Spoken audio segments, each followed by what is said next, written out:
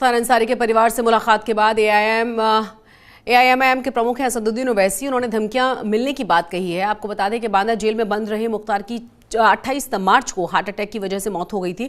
हालांकि परिवार का आरोप लगातार यही है कि जेल में उन्हें स्लो पॉइजन दिया जा रहा था। खुद मुख्तार भी कोर्ट में पेशी के दौरान इसी तरह के आरोप लगा चुके थे। असदुद्दीन ओवैसी गाजीपुर पहुंचे, मुख्तार के परिवार से मुलाकात उन्होंने की। उन्होंने माफिया और विधायक रहे मुख्तार अंसारी के घर मोहम्मदाबाद पहुंचकर उनके परिजनों के साथ मुलाकात की थी। काफी लंबी समय तक बातचीत उन्होंने की थी। इस दौरान उन्होंने इस तरह की जेल में मौत हो जाने का मुद्दा उठाया था। सवाल कई सारे उठाए थे और मुख्तार अंसारी के बेटे समेत अन्य परिजनों को भी सांत्वना दी थी। अब ओवैसी की पार्टी की तरफ से दावा यह किया जा रहा है कि ओवैसी को मिल रही है धमकियां।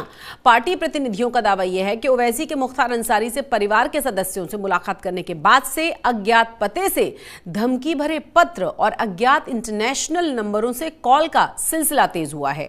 आरोप यह है कि मुलाकात के बाद सोशल मीडिया पर भी धमकियां लगातार दी जा रही हैं।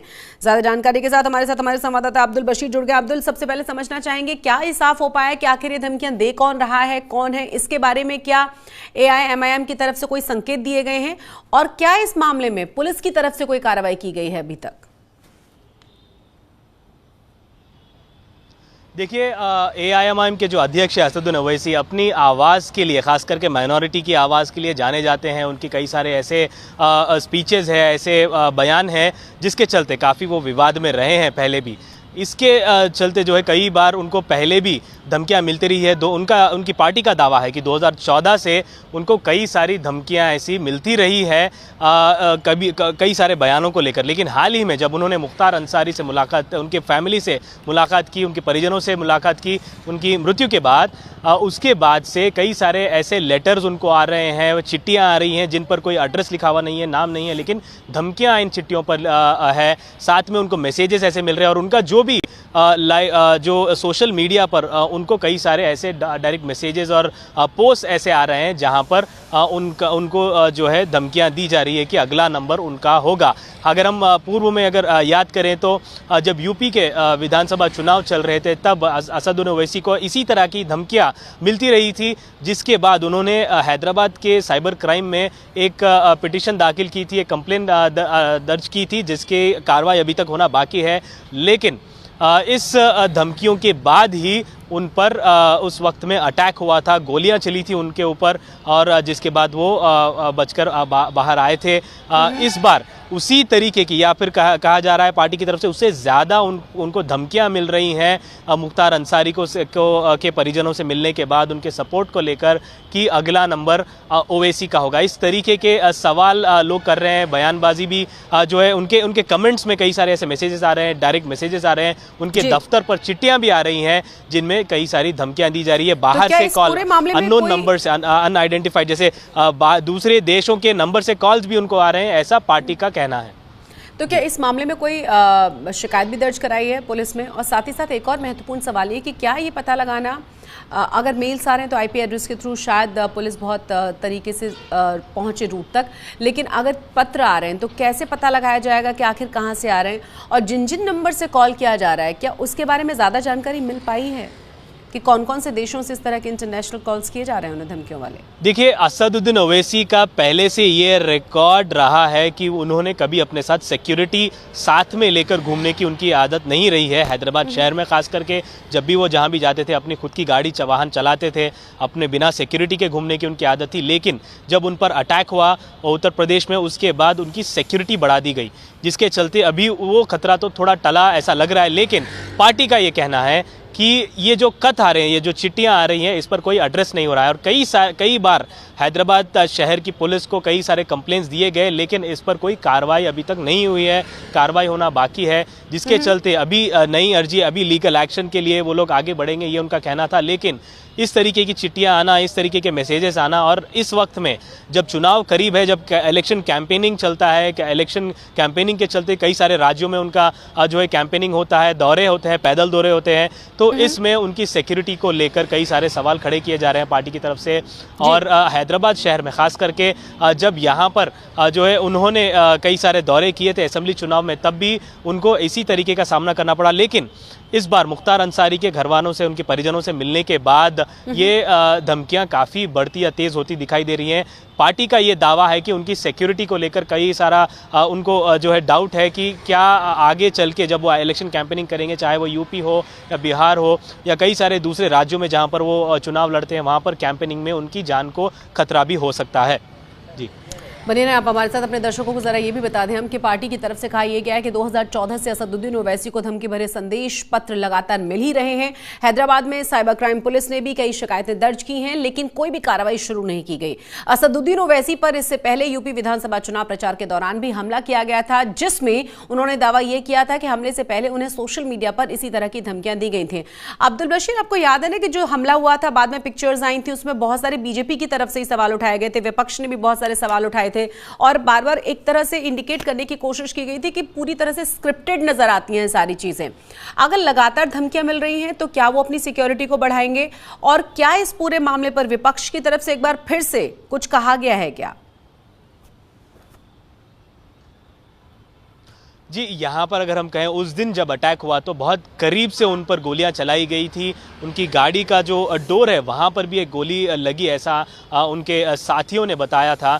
उस वक्त में जब गोलियां चली तो काफ़ी नज़दीक से हमलावर उन पर हमला किए थे, लेकिन फॉर्चुनेटली वो वहाँ से बचकर निकल गए थे। लेकिन कई सारे सवाल यही ठहरे थे कि ये स्क्रिप्टेड था, चुनाव को लेकर इस तरीके की जो है कोशिश की गई थी। लेकिन पार्टी का ये कहना है कि अगर कुछ अनहोनी घटना घटती है तो इसका जिम्मेदार कौन होगा, क्योंकि ये इस तरीके के मैसेजेस आना, खास करके जब कई सारे सोशल मीडिया पर खुले में इस तरीके का दावा करना ऐसे रिप्रेजेंटेटिव के लिए जिसकी आवाज़ काफ़ी बुलंद मानी जाती है, खास करके माइनॉरिटीज़ के लिए, दलित के लिए, और उनका जो तरीके का बात करने का तरीका है या फिर जो भी उन्होंने संसद में भी अपनी आवाज़ उठाते रहे हैं, इसको लेकर कई सारे जो है डाउट्स उनके पार्टी की तरफ से आ रहे हैं कि उनकी सिक्योरिटी को लेकर क्या केंद्र सरकार या राज्य सरकार कुछ करेगी, क्या कोई कार्रवाई होगी, क्या ये लोग जो इस तरीके के मैसेजेस भेज रहे हैं, चिट्ठियाँ भेज रहे हैं, कॉल्स कर रहे हैं बाहर के देशों के नंबर से, क्या इनको ट्रेस किया जाएगा, क्या इनको पकड़ा जाएगा। उनका यही साफ कहना है कि हमने अपनी अर्जी जो है दाखिल की है, अपना पिटिशन, अपना कंप्लेंट सरकार को दिया है, राज्य सरकार को दिया है, केंद्र सरकार ने हालांकि उनको सिक्योरिटी भी प्रोवाइड की है, लेकिन क्या इन लोगों को पकड़ा जाएगा, इन लोगों को पर कोई कड़ी कार्रवाई होगी जिससे इस चीज़ों पर रोक होगा। क्योंकि ये जो हैदराबाद से ये सांसद रहे हैं, एक बार नहीं कई बार यहाँ से जीत कर आए हैं, अभी भी यहाँ से प्रत्याशी हैं, हैदराबाद पार्लियामेंट से वो लड़ने वाले हैं ऐसा बताया जा रहा है। लेकिन इस जो इलेक्शन, खास करके लोकसभा इलेक्शन के चलते उनकी कैंपेनिंग में उनको खतरा है, ये तरीके का दावा, ये दावा उनकी पार्टी के लोग, पार्टी के रिप्रेजेंटेटिव्स लगातार करते रहे हैं। खास करके कुछ दिनों में काफ़ी सहमे हुए हैं, लीगल एक्शन की बातचीत हो रही है, क्या लीगल एक्शन लिया जाएगा, क्या तरीके का जो है कार्रवाई होगी, चाहे वो हैदराबाद पुलिस की तरफ से हो या फिर कोर्ट अप्रोच करेंगी इनकी पार्टी, इस पर अभी जो है क्लियर पिक्चर या क्लियर क्लैरिटी मिलना अभी बाकी है। बहुत बहुत शुक्रिया अब्दुल बशीर इस तमाम जानकारी के लिए आपका। तो मुख्तार अंसारी का नाम आपको बता दें कि जरायम की दुनिया में कैसे बुलंदी तक पहुंचा, ये लोगों के मन में बहुत सारे सवाल आते हैं। लेकिन उससे पहले हम आपको ये भी बता दें कि लगातार असदुद्दीन ओवैसी ये भी कह रहे हैं कि इलेक्शन के देखते हुए उन्होंने ये शिकायत नहीं की है, इससे पहले भी वो बहुत बार कह चुके हैं कि लगातार इस तरह की धमकियां उन्हें मिलती रहती हैं। लेकिन जब से मुख्तार अंसारी के घर वो मुलाकात करने पहुंचे हैं और वहां से लौटे हैं, ये धमकियों का सिलसिला और ज्यादा तेज हो गया है। लगातार उन्हें चिट्ठियां भेजी जा रही हैं और इंटरनेशनल कॉल करके भी उन्हें धमकाया जा रहा है। अब हमारी इस खास रिपोर्ट को देखिए आप।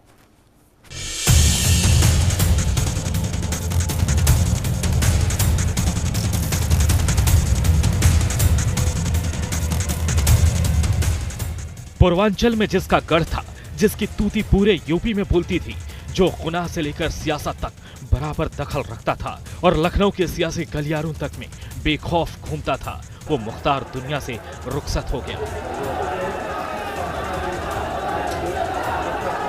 कड़ी सुरक्षा के बीच उसका जनाजा निकला